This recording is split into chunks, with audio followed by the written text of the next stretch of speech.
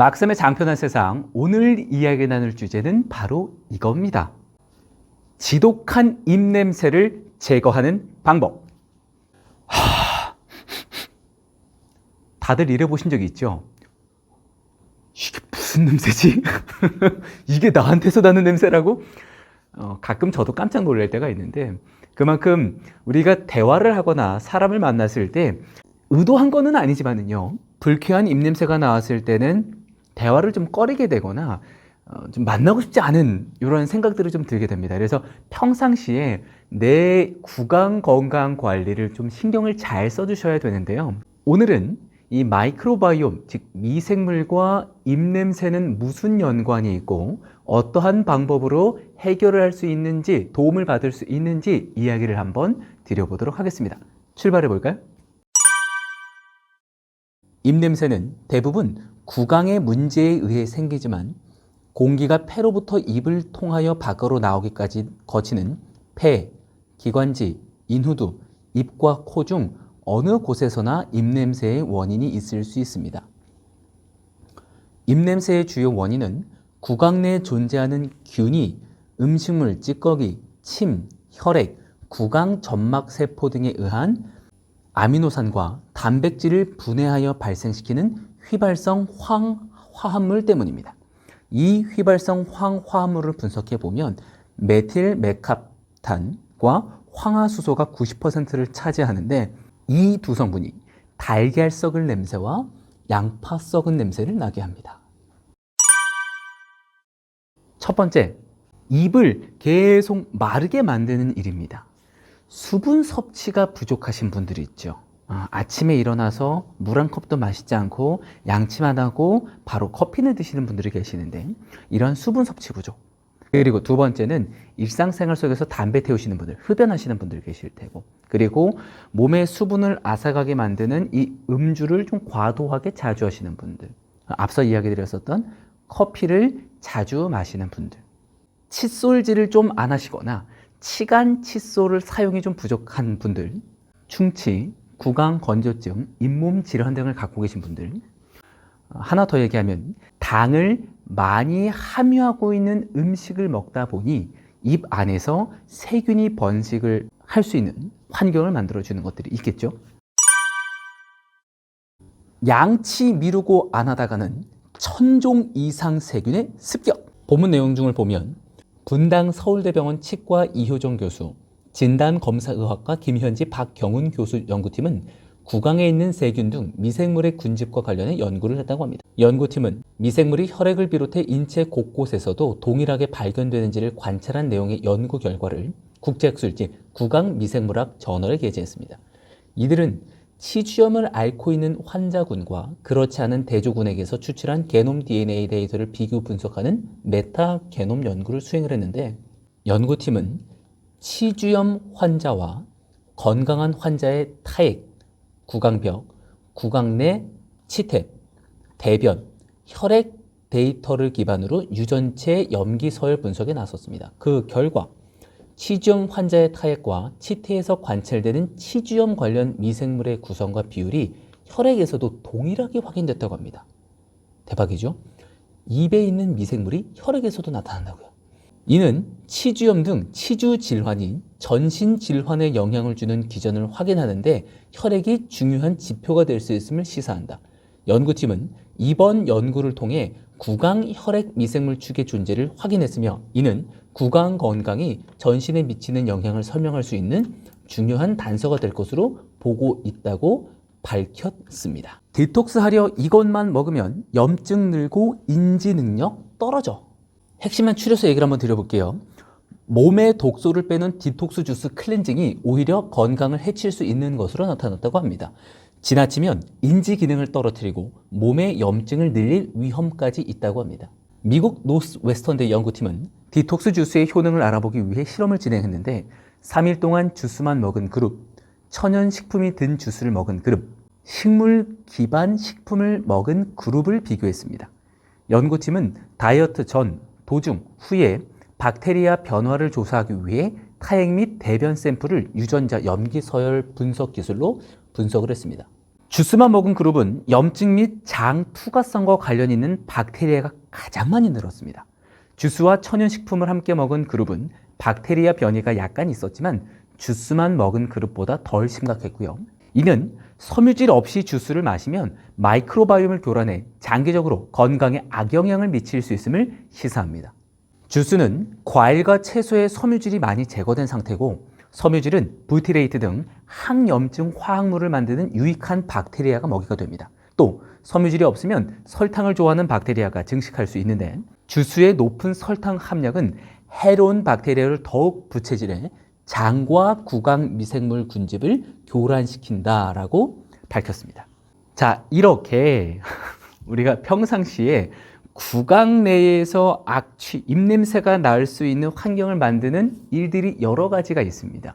그래서 이러한 환경이 만들어지게 되면은 미생물들이 자라게 되는데요. 입냄새를 유발시키는 미생물 한 5종 정도 얘기를 드려볼게요.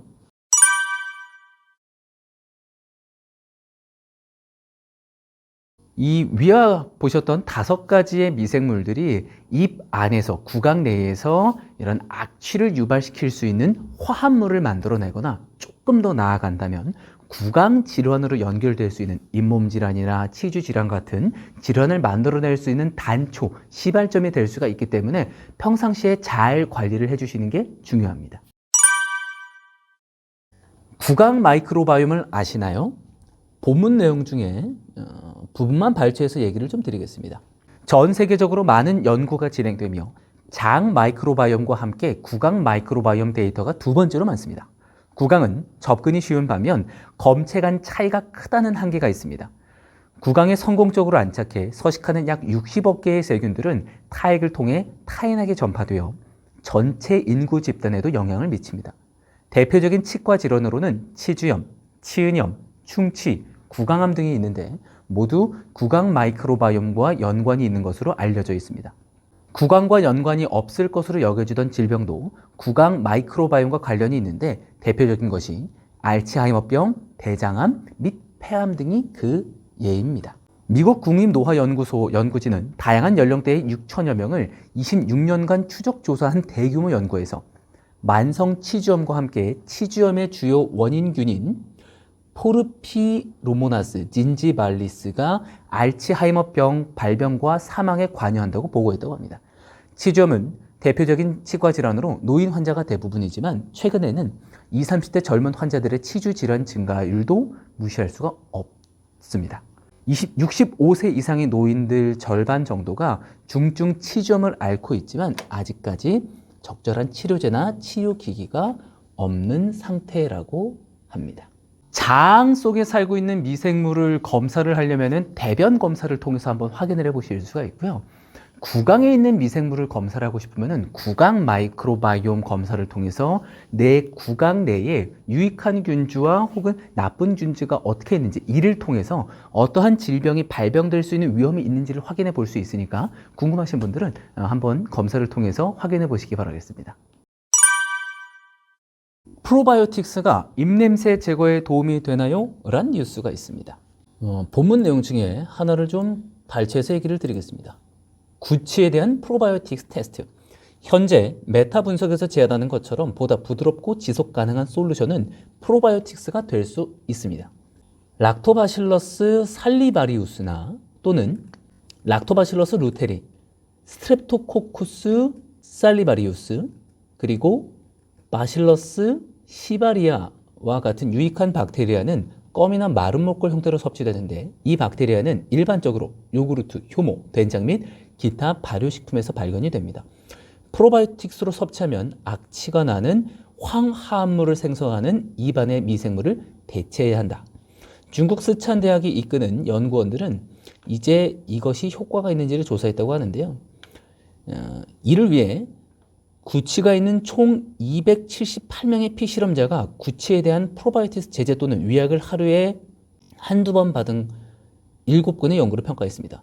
효과는 주로 내쉬는 공기의 황화합물 농도와 주관적인 냄새에 따라 결정이 됐는데 결과입니다.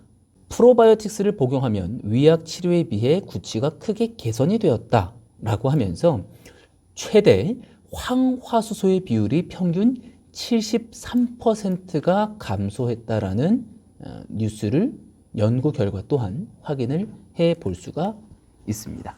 그러면 일상생활 속에서 이 악취가 나는 구취가 심한 입냄새를 없애기 위한 음식 뭘 먹으면 좋을지 한번 리스트를 쫙 나열해볼까요? 일단은 첫 번째는 음식을 말하기 전에 칫솔질 잘 하셔야 되는 건 기본이에요. 두 번째, 충분한 수분 섭취. 그래서 목이 마를 때거나 입이 마를 때에 물 한 잔 드셔주시는 것을 적극적으로 권장을 드리고요. 세 번째, 폴리페놀 성분이 다량으로 함유가 되어 있는 차를 드시는 것도 도움이 됩니다. 녹차, 홍차, 허브차 같은 종류가 될 수 있고요. 여기에 하나 더 이야기를 드리면은 발효시킨 레몬차나 매실차나 이렇게 발효가 잘 된 발효차를 드시는 것. 그리고 과일을 하나 이야기를 드리면 사과를 얘기 드릴 수가 있겠는데요. 사과에 함유되어 있는 성분이 이 입냄새를 줄이는데 도움을 주는 성분을 가지고 있습니다. 그리고 앞서 연구 결과를 통해서 봤었던 4가지의 균이 있었습니다. 이 4가지의 균들은 어디에 많이 함유가 되어 있냐면 진짜 한국 사람들은 복 받았어요. 우리가 매일매일 먹는 발효가 잘 된 김치, 된장, 청국장 등 일상생활 속에서 다양하게 먹을 수 있는 발효식품이 있고요. 그리고 요거트나 치즈나 그 외에 발효시킨 발효수가 있다면 이런 발효식품들을 자주 섭취해 주시는 것을 권장을 드립니다. 왜냐고요? 입 안에서 구취를 만들어내는 미생물을 대체시켜주기 위함이기 때문이죠. 오늘 이 시간에는 이 구취를 없애기 위한 방법은 뭐가 있을지 마이크로바이옴 관점, 이런 미생물 관점으로 한번 살펴봤는데요. 오늘부터 한번 시도를 해보시기를 바라겠습니다.